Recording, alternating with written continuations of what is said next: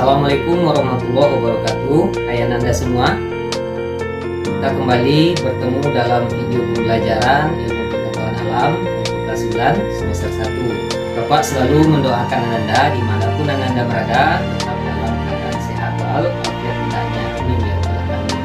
Pada video sebelumnya kita sudah membahas tentang struktur dan fungsi organ reproduksi perempuan. Nah, mungkin Ananda sudah mengerjakan tugas dan mungkin sudah lebih paham hendaknya hari ini ya. Baiklah Ananda semua, untuk video kali ini kita pokok pembahasannya masih melanjutkan tentang struktur dan fungsi sistem reproduksi pada manusia. Adapun yang menjadi pokok pembahasannya, kita akan membahas tentang proses terjadinya menstruasi itu, kemudian proses terjadinya fertilisasi, kemudian bagaimana perkembangan janin dalam proses kehamilan sampai janin tersebut dilahirkan. Adapun yang menjadi tujuan pembelajaran kita kali ini, diharapkan setelah Ananda menyaksikan dan melihat tayangan video ini, Ananda bisa mendeskripsikan siklus menstruasi yang terjadi pada dinding rahim. Kemudian Anda juga bisa menjelaskan jenis dan fungsi dari hormon yang berperan pada siklus menstruasi tersebut. Kemudian Ananda juga bisa mendeskripsikan proses fertilisasi dan kehamilan, serta menjelaskan proses perkembangan janin selama dalam kandungan. Kemudian Ananda juga bisa mendeskripsikan fungsi dari cairan ketuban bagi janin, dan yang terakhir Ananda bisa menjelaskan gaya dorong dan gaya gesek yang bekerja pada proses melahirkan. Untuk lebih paham dan jelasnya, mari sama-sama kita saksikan tayangan video berikut ini. Baiklah Nanda, kita bahas yang pertama dulu tentang siklus menstruasi. Pada video-video sebelumnya kita sudah pernah menyinggung tentang menstruasi ini.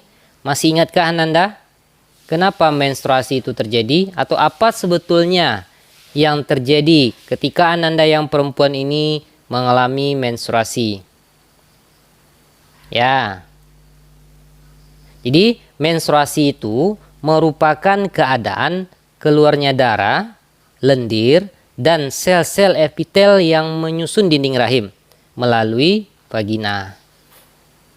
Nah, kemudian menstruasi ini terjadi 1 bulan sekali, dan terjadinya menstruasi ini yaitu apabila sel telur yang telah matang yang dilepaskan oleh ovarium itu tidak dibuahi oleh sel sperma. Coba, di manakah proses pembuahan ini terjadi? Oke, baik. Betul ya. Jadi pembuahan ini terjadi nanti pada tuba falopi. Jadi kita akan bahas setelah ini tentang fertilisasi. Kita lanjut tentang siklus menstruasi ini. Siklus menstruasi ini itu berlangsung secara umum selama 28 hari. Jadi satu siklus itu berlangsung selama 28 hari. Namun ada beberapa di antaranya Ananda yang perempuan itu mengalami siklusnya ada yang 18 hari yang terpendeknya, dan ada yang 40 hari yang siklus terpanjangnya. Kemudian siklus ini terdiri dari 3 fase, yaitu fase menstruasi, fase proliferasi, dan yang ketiga nanti kita sebut dengan fase sekretori. Apa itu fase menstruasi? Fase menstruasi ini, pada kondisi ini hormon FSH atau follicle stimulating hormone yang dihasilkan oleh kelenjar pituitari atau hipofisis yang terletak di otak bagian depan itu memicu berkembangnya folikel dalam ovarium. Kemudian pada kondisi ini atau pada fase ini juga lapisan dari endometrium itu akan meluruh akibat tidak adanya sel telur yang mengalami fertilisasi dan keluar bersama darah dan lendir melalui vagina. Ini adalah fase atau kondisi yang terjadi pada fase menstruasi itu sendiri.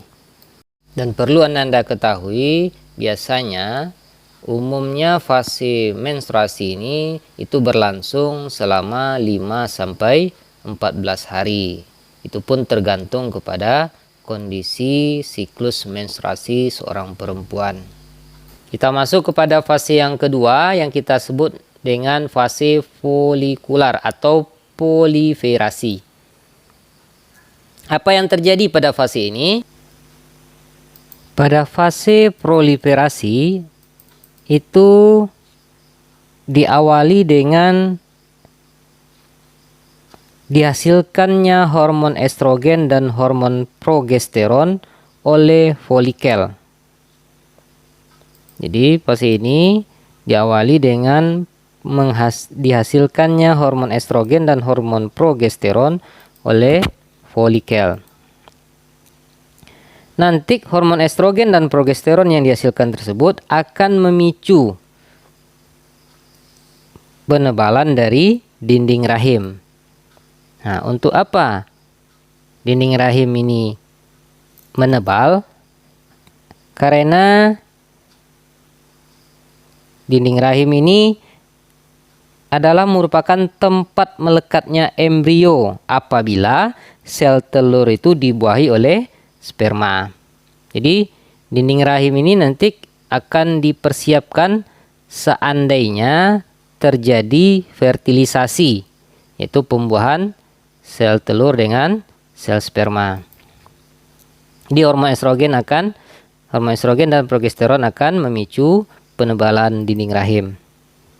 Kemudian peristiwa yang terjadi di samping itu, hormon estrogen juga akan memicu kembali kelenjar pituitari atau hipofisis untuk menghasilkan hormon FSH dan hormon LH.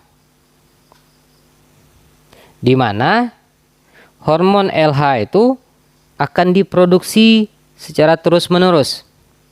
Dengan meningkatnya jumlah LH ini atau hormon LH ini, maka akan memicu terjadinya peristiwa ovulasi, yaitu lepasnya sel telur yang sudah matang dari ovarium.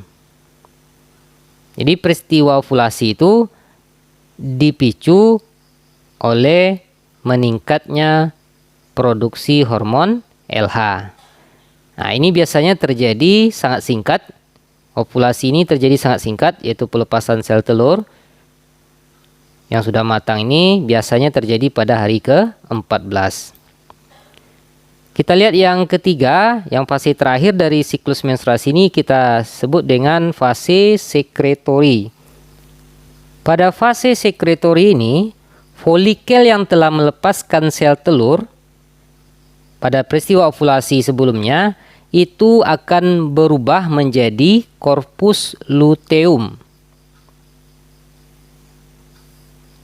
Jadi terbentuk korpus luteum di ovarium, yaitu bekas dari sel telur yang sudah matang tadi, yang sudah dilepaskan pada peristiwa ovulasi.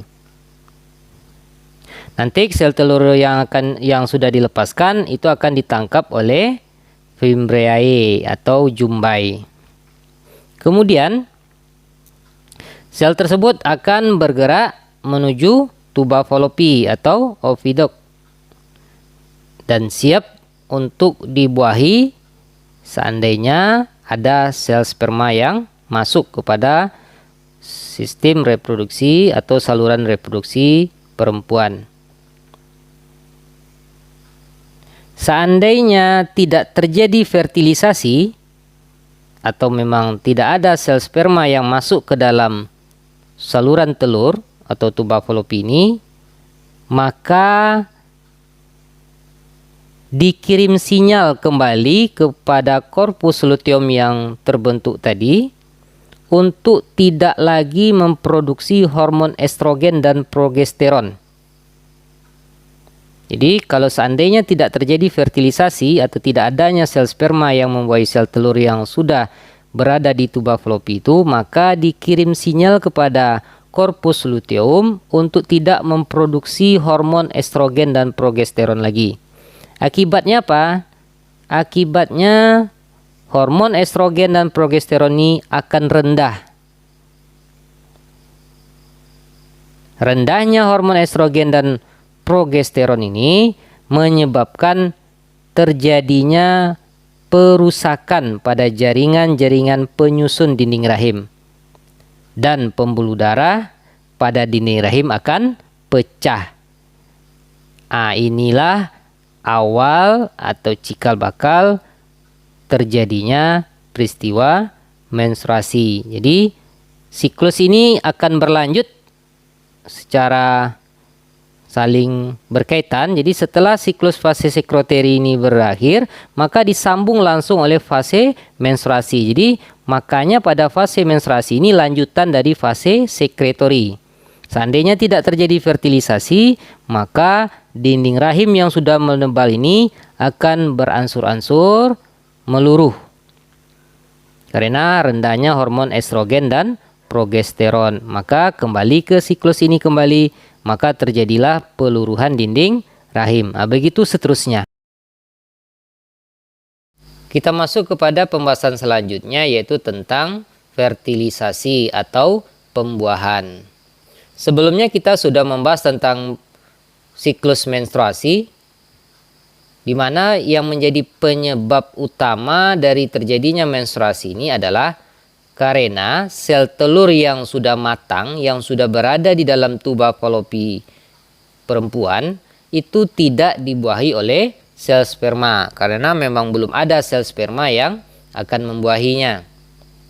Seandainya ada sel sperma yang berada atau yang membuahi sel telur tersebut, maka terjadilah peristiwa fertilisasi ini atau pembuahan. Jadi kalau begitu, fertilisasi ini adalah proses pembuahan, yaitu di mana meleburnya inti sel sperma ke dalam inti sel telur, sehingga nanti hasil peleburan tersebut akan membentuk zigot. Dan proses ini kita sudah tahu bahwa terjadi di dalam tuba falopi. Kemudian timbul pertanyaan, bagaimana sel sperma itu bisa bergerak menuju tuba falopi?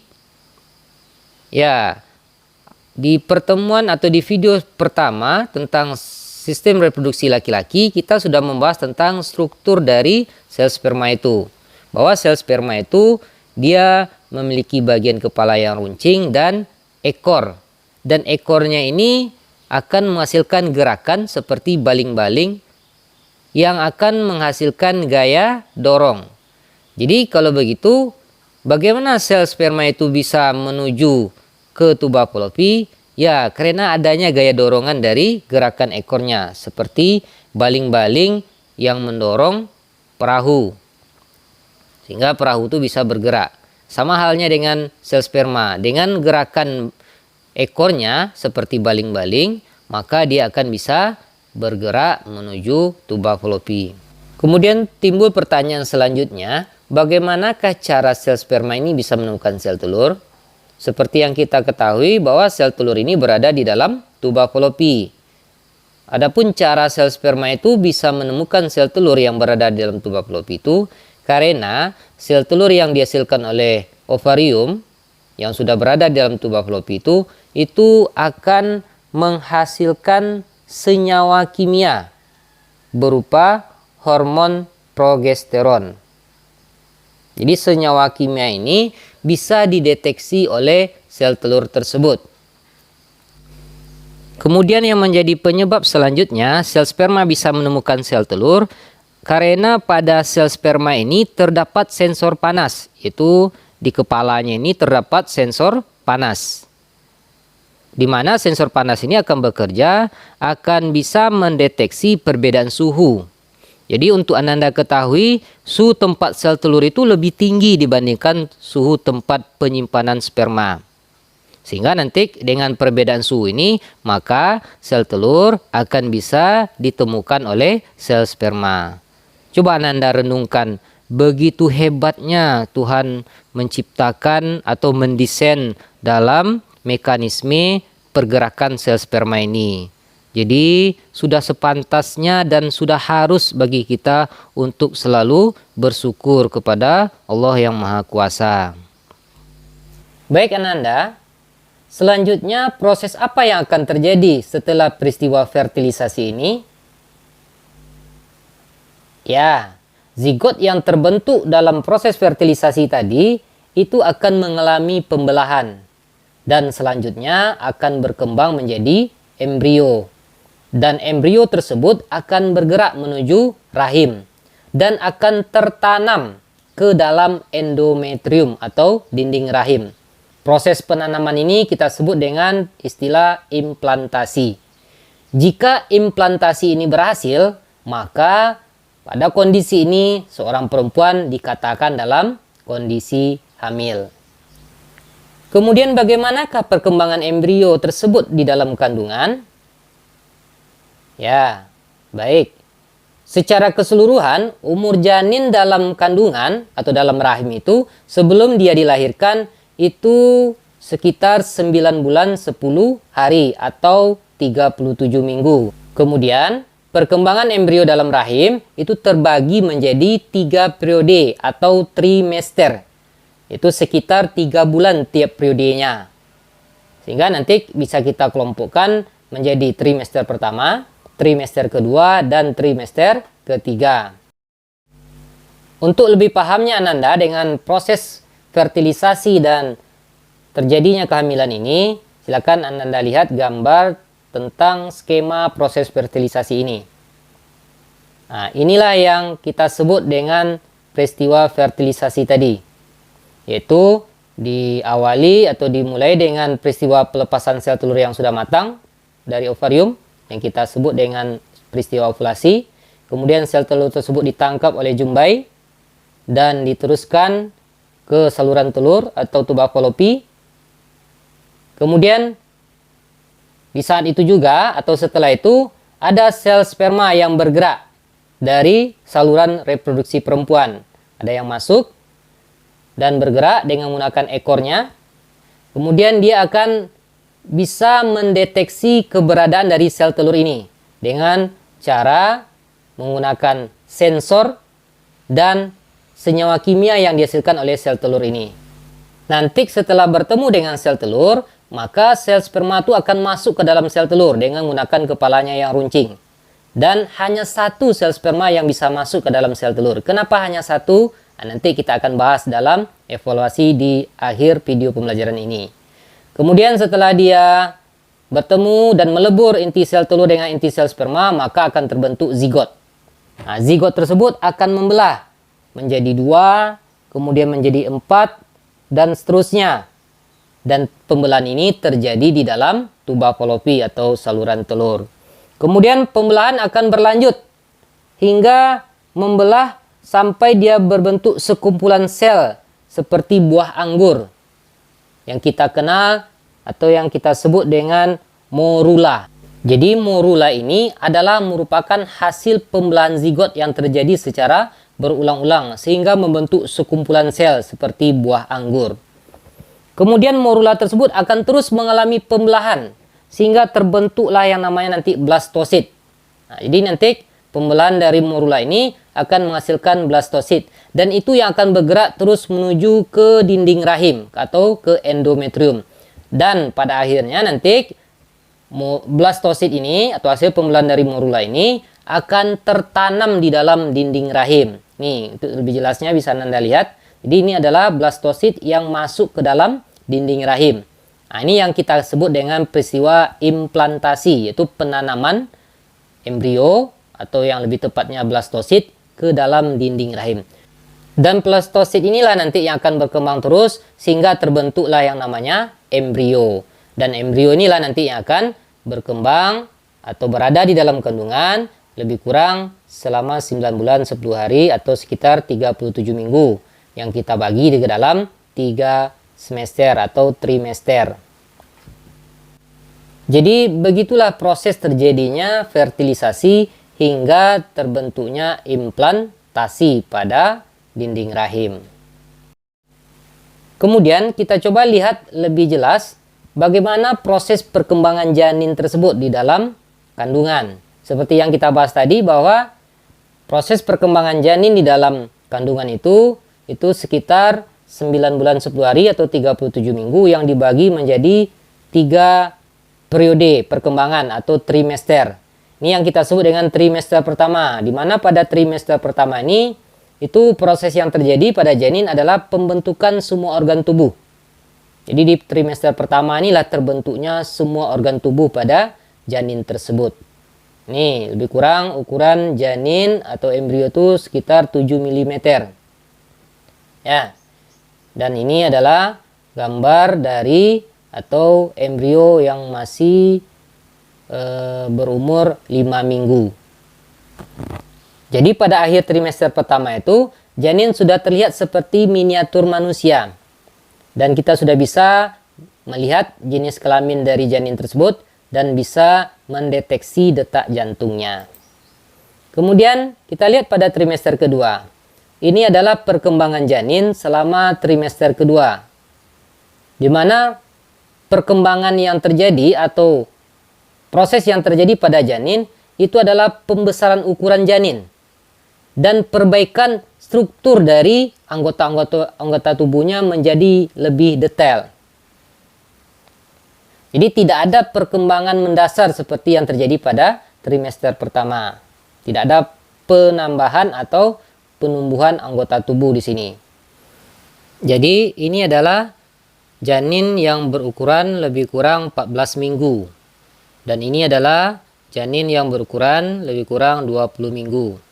Jadi pada kondisi ini ukuran bayi itu sekitar 19 cm, beratnya setengah kilo. Dan pada trimester kedua ini itu janin itu sudah terlihat seperti bayi. Sudah ada terbentuk jari kaki dan jari tangan, kemudian tumbuh kuku, kemudian ada alisnya sudah kelihatan dan permukaan kulitnya sudah ditumbuhi oleh rambut. Dan janin sudah mulai bergerak aktif. Pada akhir dari trimester kedua ini, mata janin dan sudah membuka dan giginya sudah mulai terbentuk.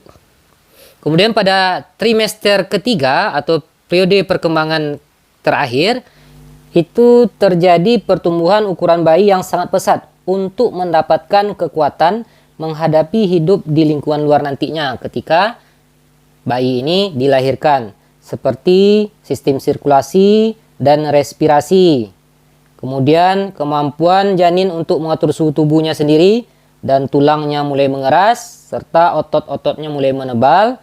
Dan pada saat dilahirkan ukuran bayi itu sekitar 50 cm dengan berat badan sekitar 2-3 kg.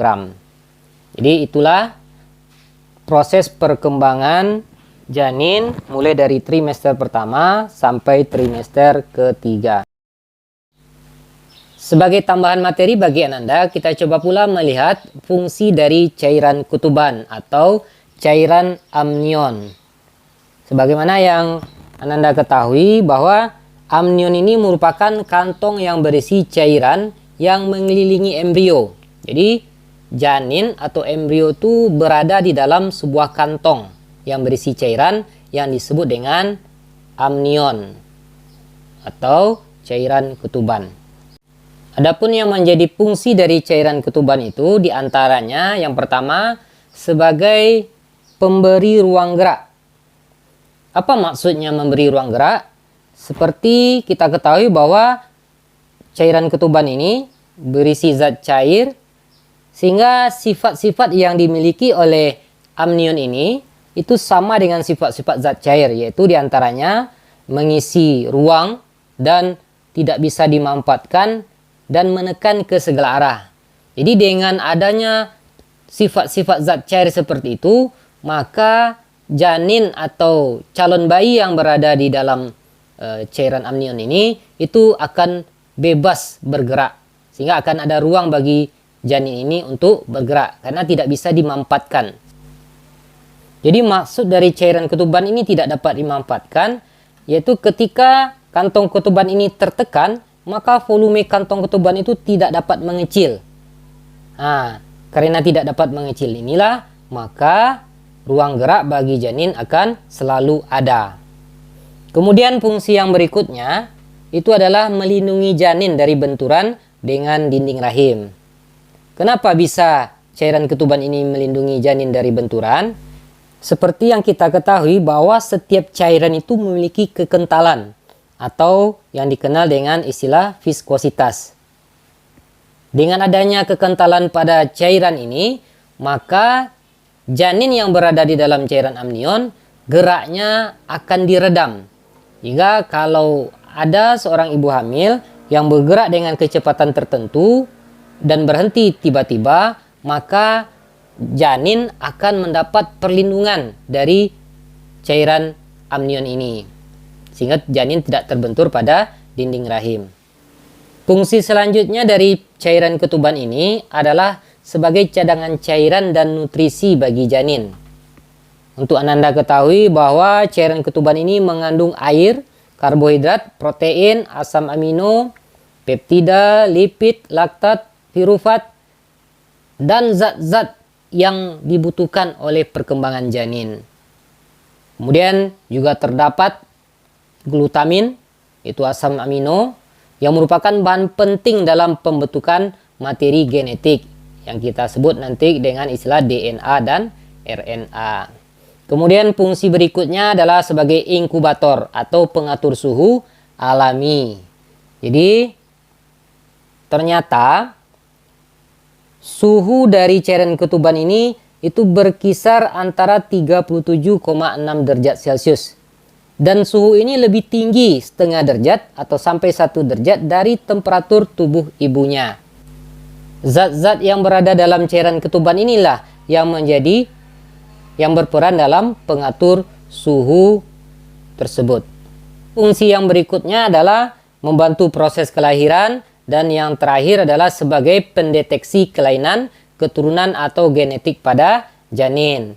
Nah, yang dua fungsi cairan ketuban terakhir ini adalah sebagai tugas untuk Ananda nanti kerjakan di rumah. Kemudian yang menjadi pembahasan terakhir bagi kita pada video pembelajaran ini adalah bagaimana gaya dorong dan gaya gesek berperan dalam proses melahirkan. Coba Anda perhatikan, ini adalah gambar dari kondisi ketika seorang bayi atau janin akan dikeluarkan dari rahim ibunya, di mana posisi kepalanya berada pada bagian bawah, dekat dengan vagina. Kemudian bagaimanakah proses melahirkan ini bisa terjadi? Nah, untuk Ananda ketahui, proses dari melahirkan ini itu diawali dengan tingginya level hormon estrogen.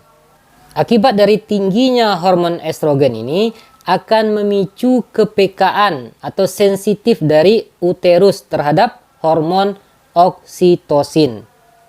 Di mana hormon oksitosin ini dihasilkan oleh janin atau fetus. Dan oksitosin ini akan merangsang plasenta untuk menghasilkan hormon prostaglandin. Kedua hormon ini, yaitu hormon oksitosin dan prostaglandin, akan meningkatkan frekuensi kontraksi otot uterus. Kemudian kekuatan kontraksi dan durasi kontraksinya sehingga bayi itu dilahirkan. Awalnya kontraksi otot uterus ini itu terjadi 30 detik atau kurang dalam rentang waktu setiap 25 atau 30 menit. Dan pada puncaknya kontraksi itu bisa terjadi selama 60 bahkan 90 detik setiap 2-3 menit.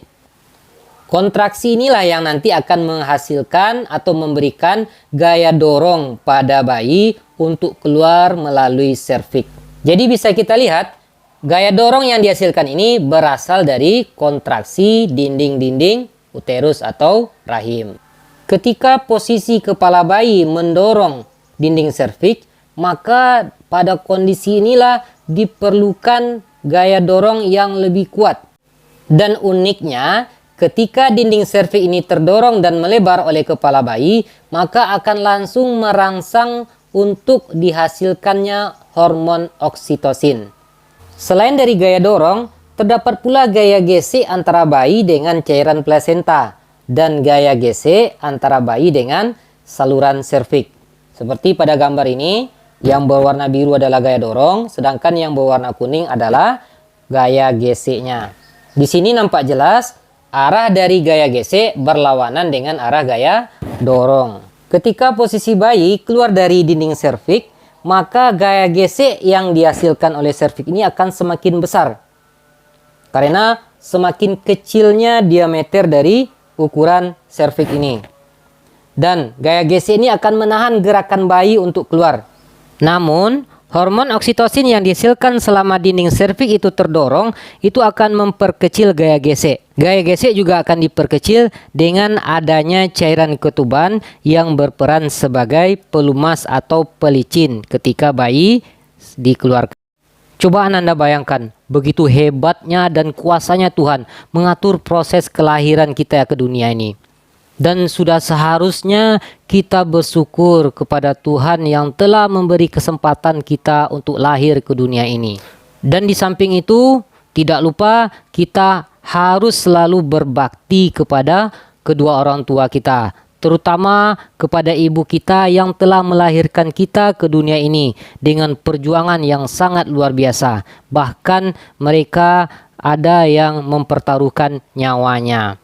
Maka coba Ananda pikirkan baik-baik, apakah masih pantaskah Ananda melawan kepada orang tua kita, terutama kepada ibu Ananda. Jadi itulah peristiwa-peristiwa yang terjadi ketika dalam proses melahirkan. Baik, sebelum kita tutup video pembelajaran kali ini, kita bahas sedikit tentang soal-soal yang berkaitan dengan struktur dan fungsi sistem reproduksi manusia. Coba Anda kerjakan soal berikut ini.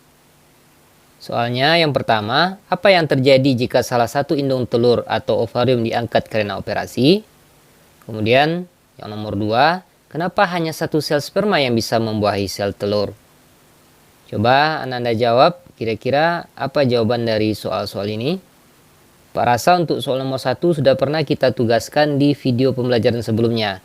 Di bagian Anda yang sudah mengerjakan, berarti ini sangat mudah sekali. Ya, kita coba jawab untuk soal nomor 1 dulu ya. Apa yang terjadi jika salah satu indung telur atau ovarium diangkat karena operasi? Coba Anda yang sudah mengerjakan tugas ini. Kira-kira apa jawabannya?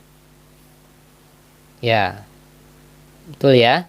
Jadi jawabannya, secara normal ovarium itu setiap bulannya itu bergantian melepaskan sel telur, bukan sekaligus kedua-duanya melepaskan sel telur. Jadi kalau ada 2 ovarium pada perempuan, kanan dan kiri, maka dia akan bergantian. Bulan pertama sebelah kanan, bulan berikutnya sebelah kiri, begitu seterusnya. Jadi kalau seandainya memang diangkat salah satu atau karena memang ada kondisi yang satu tidak berfungsi, maka apa yang terjadi? Maka yang satu ovarium itu akan terus mengeluarkan sel telur setiap bulannya. Jadi yang hanya yang berfungsi atau yang tinggal satu itu saja lagi yang akan melepaskan sel telur. Dan kasus-kasus itu sudah banyak ditemukan dalam kehidupan sehari-hari yang hanya satu memiliki ovarium atau indung telur, tapi masih mungkin atau masih bisa berkembang biak atau bereproduksi. Kita masuk ke jawaban soal nomor 2. Kenapa hanya satu sel sperma yang bisa membuahi sel telur? Nah, ini yang menjadi tanda tanya oleh kita sebelum ini. Pada video pertama kita membahas sistem reproduksi laki-laki. Jadi yang bisa masuk ke dalam sel telur itu hanya satu sel sperma. Kenapa? Nah, jadi jawabannya, karena setelah satu sel sperma itu masuk melalui membran sel telur, maka secara otomatis atau secara langsung sel telur itu akan menyusun suatu lapisan atau semacam benteng yang tidak bisa dilewati oleh sel sperma yang lain. Jadi setelah satu sel sperma masuk, maka yang lain yang ribuan bahkan jutaan itu jumlahnya tidak akan bisa masuk lagi. Jadi tidak akan pernah terjadi sel sperma itu masuk 2 bahkan 3 atau lebih dari itu. Jadi coba Anda renungkan ini. Begitu hebatnya ciptaan Tuhan tuh, yang mendesain begitu sangat detail dan sangat canggih, bahkan sangat luar biasa dalam proses fertilisasi atau peleburan sel sperma dengan sel telur ini. Mungkin itu pembahasan kita untuk materi atau video kali ini. Bapak harap ini membantu atau sudah sebagai semacam mewakili untuk pembahasan soal-soal kita di materi-materi sebelumnya. Dan terakhir, coba Anda kerjakan tugas ini di rumah melalui buku catatan atau buku tugas yang Anda miliki. Yang pertama, mengapa cairan ketuban itu dapat membantu proses kelahiran? Bapak rasa di video ini juga sudah Bapak jelaskan, dan Anda tinggal mencatatnya atau mendengarkannya kembali. Dan yang kedua, mengapa cairan ketuban itu berfungsi sebagai pendeteksi kelainan keturunan genetik?